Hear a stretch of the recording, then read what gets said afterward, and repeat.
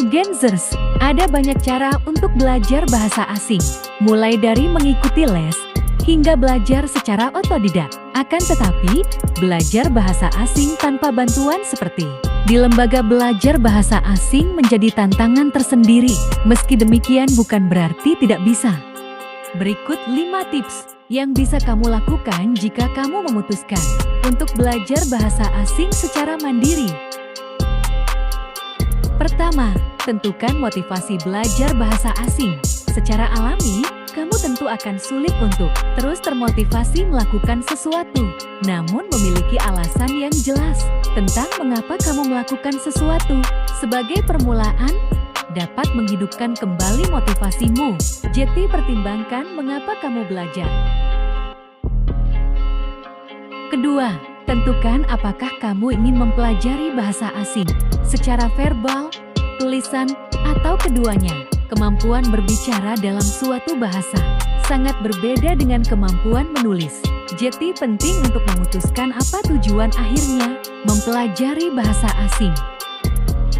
Hal ini berkaitan dengan memotivasimu mempelajari bahasa asing secara otodidak. Jika motivasinya adalah untuk mengembangkan karier, mempelajari bahasa asing secara verbal dan non-verbal menjadi sama pentingnya. Hal yang sama juga berlaku jika kamu ingin melanjutkan pendidikan ke luar negeri. Ketiga, gunakan bantuan teknologi. Salah satu penerjemah Mitrochenkova menyebut bahwa belajar bahasa asing secara otodidak saat ini lebih mudah dengan teknologi. Saat ini ada banyak sumber belajar bahasa asing, mulai dari aplikasi, translate hingga berbagai podcast dan channel YouTube. Keempat, pelajari kata-kata yang sering kamu gunakan sehari-hari. Penulis buku bestseller Mark Manson menyebut bahwa 100 kata yang sering digunakan adalah hal pertama yang harus dipelajari ketika belajar bahasa asing. Setelah mempelajarinya, berlatihlah membuat kalimat dengan menggunakan 100 kata itu. Kelima, ajak teman untuk belajar bahasa asing. Mempelajari suatu hal baru akan lebih menyenangkan jika bersama temanmu.